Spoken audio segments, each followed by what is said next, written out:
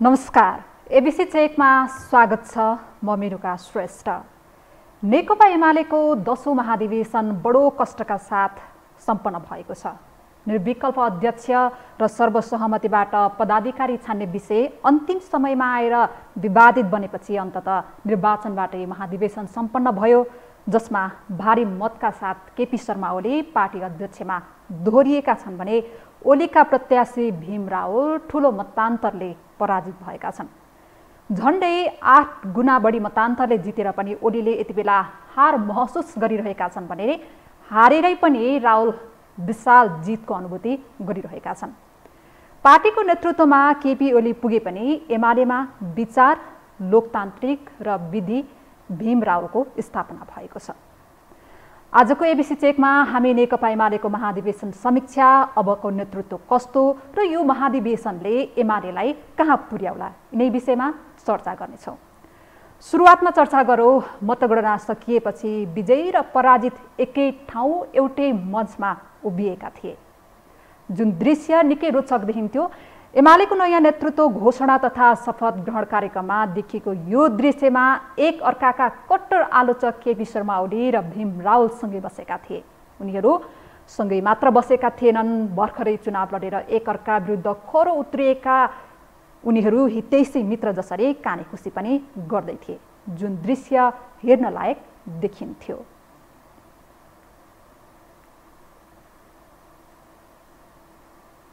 यी दुई नेताहरू कानेखुसीहरू गरिरहेको दृश्य देख्दा लाग्थ्यो यो दृश्यले यी दुई नेताबीच र एमालेको एकतामा थप सकारात्मक सन्देश दिइरहेको छ। आगामी दिनमा ओली रावल सम्बन्ध कुन रूपले अगाडि बढ्छ त्यो भन्ने हामीले हेर्न बाँकी नै छ। पछिल्लो एक दशकदेखि नेकपा एमालेमा अध्यक्ष केपी शर्मा ओलीको एक छत्र राज चल्दै आएको छ। उनै अध्यक्ष ओलीले थप 5 वर्षका लागि महाधिवेशनबाट नेतृत्वको जिम्मेवारी पाएका छन्। 2070 सालको संविधान सभा निर्वाचन यता 2 पटक प्रधानमन्त्री बनेका ओली अब पार्टीको नेतृत्वमा पनि दोस्रो कार्यकालका लागि अध्यक्षको भूमिकामा दोहोरिएका छन्। यिनी अध्यक्ष ओलीले सम्पूर्ण पदाधिकारीलाई आज शपथ खुवाउँदै सफल कार्यकालको शुभकामना दिएका छन्।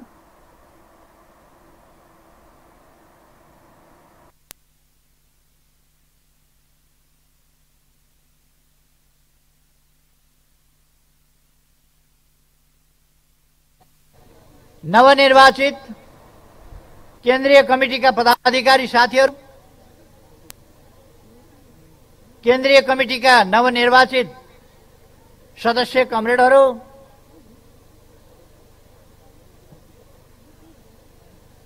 त्यसै गरेर केन्द्रीय अनुशासन आयोगका पदाधिकारी र सदस्य साथीहरू, केन्द्रीय लेखा आयोगका पदाधिकारी र सदस्य साथीहरू र सम्पूर्ण यहाँ उपस्थित प्रतिनिधि लगायत स्वयंसेवक र अरू सम्पूर्ण प्रेस लगायतका आदरणीय साथीहरू, मित्रहरू, दिदीबहिनी तथा दाजुभाइहरू, आज हाम्रो ऐतिहासिक 10औं राष्ट्रिय महाधिवेशन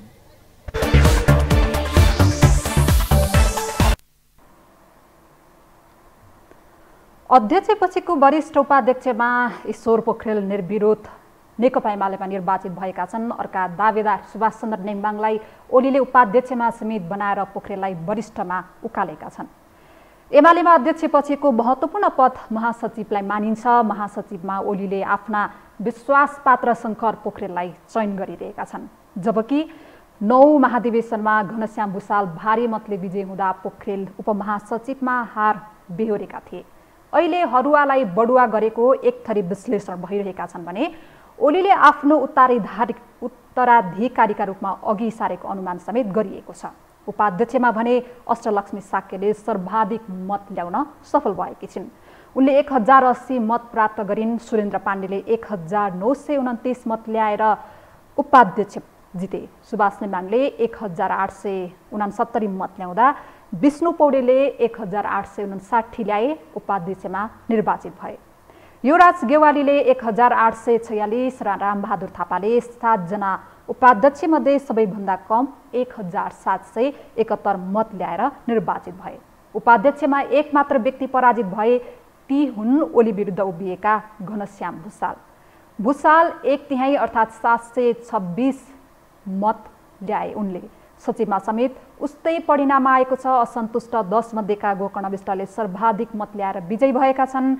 1978 मतका साथ विष्ट विजयी हुँदा योगेश भट्टराई 1964 मत ल्याएर सचिवमा निर्वाचित भएका छन्। पूर्व माओवादी पृष्ठभूमिका टोपबहादुर रायमाझीले सचिवमा 1807 मत ल्याएका छन्। छविलाल विश्वकर्माले 1806 र पद्मा अर्यालले 1803 मत ल्याएकी छन्। लेखराज भट्टले 1707 र रघुवीर महासेठले 1503 मत ल्याउँदै सचिव पदमा निर्वाचित भएका छन्। उनीहरू विरुद्ध लडेका भीमाचार्यले 789 र टङ्क कार्कीले 560 मत ल्याएर हार बिहोरेका छन्। अन्य पदमा भने ओलीले तोकेकै पदाधिकारी विजय भएका छन्। पदाधिकारीको अपेक्षासहित चितवन गएका लालबाबु पण्डित, विशाल भट्टराई, बिन्दा पाण्डे, थम्माया थापा, शिवमाया तुम्बा हाम्फे लगायतका नेताहरू असन्तुष्ट बनेका छन्। पदाधिकारी नपाएपछि महाधिवेशन नसकिँदै काठमाडौँ फर्किएका लालबाबु पण्डितले केन्द्रीय सदस्य पनि अस्वीकार गरेका छन्। एमालेको पदाधिकारी र केन्द्रीय कमिटीमा ओलीका वफादार जति विजयी भएका छन्। आलोचकहरूलाई सहमति र निर्वाचन दुवै माध्यमबाट पदविहीन पारिएको छ। भीमराव सहितको 10 बुँदे पक्षधरका नेताहरूमध्ये ओली विरुद्ध गएका पराजित र ओलीको वफादार बनेर चुपचाप बसेकाहरू सर्वाधिक मतका साथ विजयी भएका छन्। एमालेको 10औं महाधिवेशनबाट निर्वाचित पदाधिकारीमा अधिकांश लुम्बिनी प्रदेशका परेका छन्। 19 सदस्यीय पदाधिकारीमा 7 जना लुम्बिनीका मात्रै छन्। उपाध्यक्ष, महासचिव, उपमहासचिव र सचिवमा लुम्बिनीकै नेतृत्व र नेताहरू छन्। 6 जना उपाध्यक्ष मध्ये 2 जना लुम्बिनीका मात्रै समेटिएका छन्। सम्पन्न 10औं महाधिवेशनपछि भएको पत्रकार सम्मेलनमा एमालेले आज आउँदो चुनावमा धेरै जनादेश सहित राज्यको नेतृत्वदायी पार्टीको रूपमा स्थापित हुने उद्घोष समेत गरेको छ। सम्पन्न 10औं महाधिवेशनले प्रस्ताव पारित गर्दै यस्तो उद्घोष गरेको हो। महाधिवेशनले अहिले राज्यका 3वटै अङ्गले नागरिक विश्वास गुमाउँदै गरेको ठहर गरेको छ। 3वटा अङ्गबीच विश्वास गुम्दै गएको उसले उल्लेख गरेको छ। महाधिवेशनले एमालेले अघि सारेका योजना रोक्ने, राष्ट्रिय हित र स्वाभिमानमाथि आँच पुग्ने काम गर्न सरकारको ध्यानकर्षण समेत गराएको छ। यस महाधिवेशनबाट एमालेले जनतालाई कहिले धोका नदिने पनि अठोट लिएको छ। यो राष्ट्रिय महाधिवेशनले जुन महत्त्वपूर्ण काम सम्पन्न गर्नेछ त्यो नेपालको कम्युनिस्ट आन्दोलनको इतिहासमा केवल नेकपा एमालेको इतिहासमा मात्रै होइन, नेपालको कम्युनिस्ट आन्दोलनकै इतिहासमा, नेपालको लोकतान्त्रिक आन्दोलनको इतिहासमा कोसे ढुङ्गा साबित हुनेछ। यस हिसाबले हामी यो राष्ट्रिय महाधिवेशन सम्पन्न गर्न गइरहेका छौँ र यसमा 8,55,000 भन्दा धेरै पार्टी सदस्यहरूलाई प्रतिनिधित्व गर्नुहुने हाम्रा कमरेडहरू 2153 जना प्रतिनिधि कमरेडहरूको यहाँ उपस्थिति छ। ती कमरेडहरूले यो महत्त्वपूर्ण नेतृत्व आफ्नो तर्फबाट जिम्मेवारीपूर्वक भूमिका खेल्नु भएको छ। म त्यसको लागि सम्पूर्ण प्रतिनिधि कमरेडहरूलाई हार्दिक धन्यवाद पनि भन्न चाहन्छु। हामीहरूले एउटा बडो विकृत अभ्यास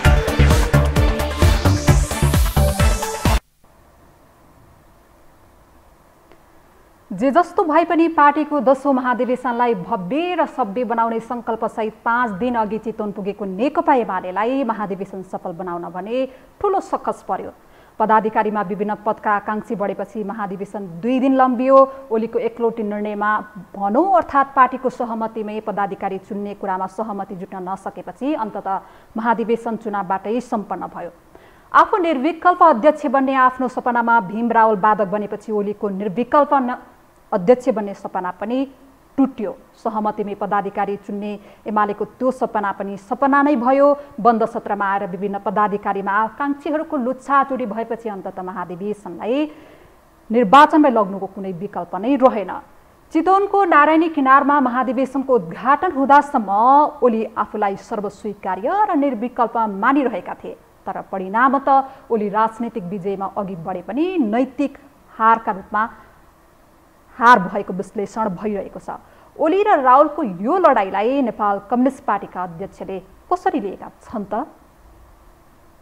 एक थरीले ओलीको करारी हार हो यो, किनभने उसले सर्वसम्मत गर्न सकेन भन्छन् है। अब ओली पक्षधरकाले के भन्छन् भने भीमरावहरू यस्तो विश्लेषण गर्न नसक्ने मान्छे हुन्, त्यत्रो करारी हार हुनु थियो भने हुने थियो देखि किन उठ्यो भनेपछि कतै न्यु खोज्न उठ्या हो भन्ने मात्रै पनि उनीहरूका पक्षले विश्लेषण गर्छन्।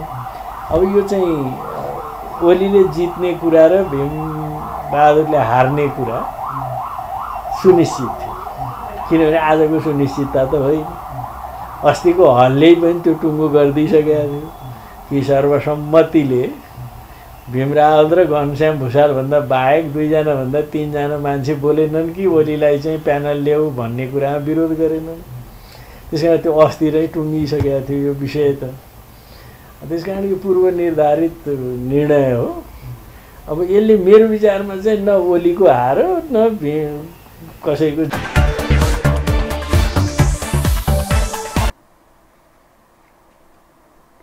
एमाले अध्यक्ष ओली आफू पार्टीभित्र विकल्पहीन रहेको भन्दै निर्विकल्प अध्यक्ष बनेर इतिहास बनाउन चाहन्थे। यसका लागि अन्तिम समयसम्म पनि उनको प्रयास जारी रह्यो। अध्यक्ष पछिका 2 महत्त्वपूर्ण पदमा आफू अनुकूल हुने गरी वरिष्ठ उपाध्यक्षमा ईश्वर पोखरेल र महासचिवमा शङ्कर पोखरेल सहित पदाधिकारीका अधिकांश पदमा निर्विरोध निर्वाचित बनाएका ओली आफै चुनावी प्रतिस्पर्धामा भने जानु पर्यो। पूर्व उपाध्यक्ष भीम रावलले पूर्व निर्धारित हारका बावजुद पनि ओलीसँग चुनावी टक्कर लिएरै जाने अठोट लिएपछि रावलकै कारण ओलीको सर्वसम्मति असफल भयो भने चुनाव लड्नु पर्यो। बरु पार्टीभित्र ओली नै सर्वेसर्वा हो भने अलोकतान्त्रिक प्रथालाई झापड हानेर कुनै व्यक्ति निर्विकल्प हुन सक्दैन भन्ने मान्यता स्थापित गरेका रावलले नैतिक लडाईँ जितेको विश्लेषण यति बेला भइरहेको छ। भीम रावलले आफ्नो उम्मेदवारीको महत्त्व, त्यसको राजनीतिक महत्त्व कि एमाले भित्र निरवता नछाओस् हैन, एउटा निरङ्कुशताको निरवता, मौनता हैन, र स्वेच्छाचारी तन्त्रको अगाडिको समर्पण नहोस् र स्वस्थ ढङ्गको युनिटी होस् र सहकार्य होस् र कलेक्टिभ लिडरसिप होस् भन्ने कुरा भन्ने मनसाय लिने हो भीम रावलले पनि उम्मेदवारीमा अडिरहनु एमालेको हितमा हुन्छ।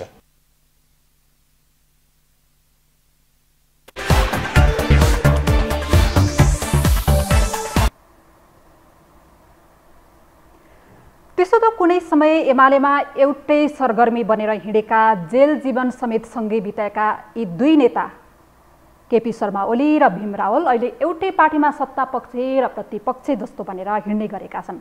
आजको जे जस्तो दृश्य देखे पनि अध्यक्ष ओलीले पार्टीलाई एकलौटी ढङ्गले अगाडि लिएर हिँड्ने गरेको भन्दै भीम रावलको चरम असन्तुष्टि छ।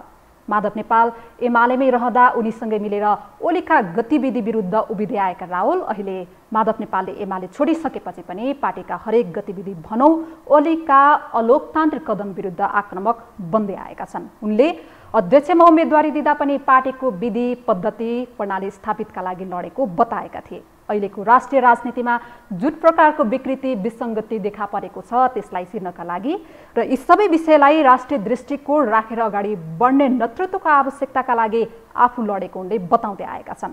भीम रावल, जो अध्यक्षमा आफू हार्ने निश्चित हुँदा हुँदै पनि उनले अध्यक्षमा उम्मेदवारी दिए र चुनाव लडे। जुन एमालेमा एक छत्र राज गरेका ओली नै सर्वेसर्वा हो भन्ने कुराको अध्यक्षमा लडेर रावलले गतिलो झापड हानेका छन्। अब पनि रावल एमालेमै प्रतिपक्ष जस्तो बसेर ओलीका अलोकतान्त्रिक कदम विरुद्ध आवाज उठाउन चाहन्छन् भने उनलाई कुनै पदको आशा पनि छैन। हाम्रो यो निर्वाचन आयोगसँग सबै मैले के सोधेको थिएँ भने म त अध्यक्षको उम्मेदवार हुँ, त्यसबाहेक मेरो अरू कुनै पदमा उम्मेदवारी पर्दैन भनेको थिएँ मैले।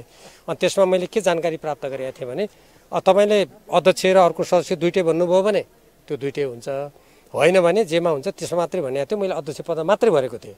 तर मैले भित्र मतदान गर्न जाँदा सदस्यमा पनि मेरो नाम देखेँ। यो 8औं महाधिवेशनमा पनि यही विवाद भएको थियो। मैले त्यति बेला पनि सदस्यमा दिएको थिइनँ। पछि सदस्य हो भनेर मैले चाहँदा नचाहँदै फेरि त्यसलाई विवादको विषय अहिलेसम्म बनाउँछन् केही साथीहरू शपथ नलिएको भनेर। अब मैले भने मैले जुनमा उम्मेदवारी दिएको छैन, मैले त्यहाँ कसरी शपथ लिन्छु भन्ने हो। अहिले पनि मैले त्यसमा उम्मेदवार दिएको छैन र म अध्यक्ष पद बाहेक अरू पदमा अध्यक्ष पदमा विजय भने शपथ लिन्छु, अरूमा त मैले भरेकै छैन भन्ने कुरा अहिले पनि मेरो यथावत छ। अब प्रतिनिधिहरूले मत दिएनन् भने त त्यो कमिटी बाहिर बस्ने कुरा त सामान्य हो नि मेरो लागि, त्यो त केही छैन।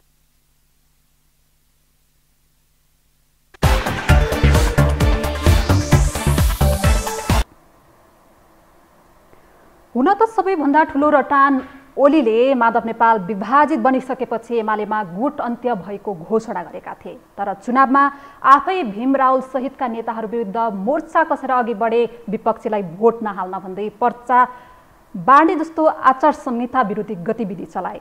पार्टीमा चरम गुटबन्दी भएकै कारण एमालेमा एकले अर्कालाई खसाल्ने सहमतिमा नजाने परिपाटीका कारण नै महाधिवेशन पनि निर्धारित समयमा सम्पन्न हुन सकेन। विभिन्न मत निराशाका बीच नै भए पनि महाधिवेशन त सम्पन्न भयो, तर उनीहरू यो पार्टीमा एकले अर्कालाई दोष दिँदै अगाडि बढ्ने सम्भावनालाई भने नकार्न सकिन्न। 10औं महाधिवेशनबाट फेरि अध्यक्षमा दोहोरिएका केपी शर्मा ओलीले पार्टी र जनताका लागि नयाँ केही दिन नसक्ने यति बेला विश्लेषकहरूको तर्क छ। हिजो जो उच्छृङ्खलपन ल्याइयो त्यसलाई नै आन्तरिक जनवाद भनियो। अब त्यो आन्तरिक जनवादलाई निचोड्ने नाममा फेरि त्यहाँभित्र निरङ्कुशता सुरु गरियो। किन सहमतिको नारा भन्न तलदेखि लिएर आएर माथि निचोड्न खोज्दाखेरि अब अहिले त्यहाँ भन्छ अधिवेशन अहिले चलिराखेको छ, त्यहाँ सकसपूर्ण रूपमा अगाडि छ। अब यो परिणाम लिएर आएपछि त्यो नेतृत्वको रूपमा मलाई लाग्छ सबैले हँसी खुसी बाहिर आउने, अधिवेशनबाट हौसला र बुलन्दी लिएर बाहिर आउने भन्दा पनि एकले अर्कालाई धारीमा हात हालेर अगाडि आउने, निराशा बोकेर अगाडि आउने, जनताको बिचमा जाँदा खुइया गर्दै जाने। पार्टीभित्र कहिले कसैले जनवाद सकियो भन्छन्, कसैले के अरे ओलीले बिगार्यो भन्दै जाने, कसैले रावलले बिगार्दै भन्दै जाने, कसैले घनश्यामले बिगार्दै भने एक अर्कालाई दोष लाएर मात्रै जाने स्थिति अगाडि आएको छ। त्यस कारण यो भङ्गालो र लेख गरेको अधिवेशन भने कम्युनिस्ट आन्दोलनको निम्ति नयाँ चिज लिएर आउने छैन, यसले केही नयाँ दिँदैन। अब समग्रमा भन्ने हो भने त कम्युनिस्ट आन्दोलन यही रूपमा जाने, यही नेतृत्व जाने। जस्तो अहिले ओलीजीकै भनौँ न, ओलीजीले सर्वसम्मतै भएर आएको भए पनि उहाँले के दिने हो? किन अहिले उहाँले 3 वर्षमा जे दिनुभयो त्यही दिने हो, उहाँले 3 वर्ष जे गर्नुभयो त्यही गर्ने हो। किन उहाँको आदर्श त उहाँ अहिले पनि सबभन्दा धेरैमा मैले विकास गरेँ, सबभन्दा देशमा अहिलेसम्मका सरकारमा यो 3 वर्षमा जो सरकारले जे गर्यो त्यो अद्वितीय छ। त्यस्तो गौरव गर्नुहुन्छ, त्यो गौरव उहाँलाई छ। आम मान्छेको नजरमा 3 वर्षमा जे गर्न सकिन्थ्यो त्यसको 1% काम पनि गरिएन भन्ने आरोप छ।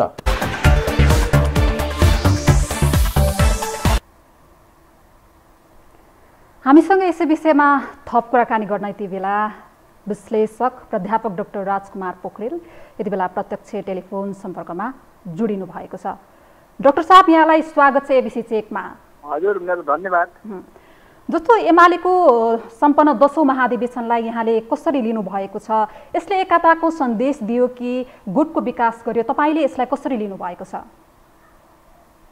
यो महाधिवेशन एक प्रकारको त प्रक्रिया, स्वाभाविक प्रक्रिया पनि हो, तर अहिलेको महाधिवेशन सधैँको महाधिवेशन भन्दा भिन्न भयो। अहिलेको महाधिवेशन पहिलाको जस्तो महाधिवेशनमा जुन किसिमले प्रतिस्पर्धा, उसको विचार लिएको थियो, विचार जसरी राखेको थियो त्यो विचार भन्दाखेरि त्यो अलिकति भिन्न ढङ्गले गएको छ। यसको परिणाम अब राम्रो हुन्छ भनेर दिएको छ भनेदेखि अब त्यसभित्रको अभ्यास भोलि कस्तो हुन्छ भोलिका दिनले देखाउनेछ। तर जुन किसिमले जस्तो किसिमले भित्र एक्सर्साइज गरियो, आफै आन्तरिक भित्र चाहिँ हलभित्र नाराबाजी भयो, जस्तो किसिमले चाहिँ अलिकति उत्ताउलो र उद्दण्डताहरू पनि प्रदर्शन भए, वास्तवमा त्यो स्वाभाविक रूपमा चाहिँ राम्रो थिएन। त्यसले राम्रो काम गर्दैन। किनभनेदेखि नेपालको कम्युनिस्ट पार्टीभित्र, कम्युनिस्ट आन्दोलनभित्र नै एउटा एमालेलाई मात्रै नभनौँ, तमाम कम्युनिस्ट पार्टीहरू जतिवटा छन् अहिले जे देखिएका छन्, उनीहरूभित्र विचार व्यवहार सिद्धान्त भन्दाखेरि पनि अब व्यक्ति पूजामा पनि बढी केन्द्रित भएर गएका छन्। यो यसले गर्दाखेरि व्यक्तिलाई माथि लिएर जाने हुँदाखेरि चाहिँ भोलि एउटा नेतृत्वपछि अर्को नेतृत्वको खाली रिक्तता हुने स्थिति आउँछ। त्यो अवस्था भयो भनेदेखि यो पार्टीहरू गर्लाम गुर्लुम झर्छ। यो स्थिति राम्रो चाहिँ होइन। अहिले जुन तरिकाले लगेको छ त्यो तरिकाले जाँदै हो भनेदेखि त्यो स्थिति चाहिँ राम्रो हुँदैन, भोलिका दिनमा राम्रो हुँदैन। जस्तो नि डाक्टर साहब, भीम रावल, घनश्याम भुसाल, भीम आचार्य जस्ता नेताहरू, लोकप्रिय नेताहरूलाई हराएर चाहिँ एमाले कस्तो सन्देश दिन खोजेको छ?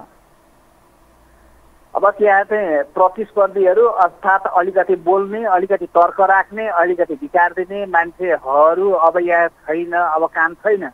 त्यति मात्रै होइन, उनीहरू हराउँदा चाहिँ त यहाँभित्र त नाराबाजी पनि भयो। मैले भीम रावल, घनश्याम भुसाल अथवा त्यो भीम आचार्यलाई मात्र त म व्यक्तिको रूपमा चाहिँ म कमेन्ट गर्दिनँ, हो कि। तर के हो भन्दाखेरि त्यहाँको प्रवृत्ति, जुन प्रवृत्तिको विकास भएको छ, जुन किसिमको शैलीको विकास भएको छ र जुन ढङ्गले चाहिँ अगाडि जान खोजिएको छ, त्यो जान खोज्ने तरिका, जुन जाने तरिका हो, जुन जाने शैली हो, जसरी अगाडि बढेको छ, विधि र विचार समाप्त भइसके पछाडि त्यो पार्टी कम्युनिस्ट पार्टी हुँदैन।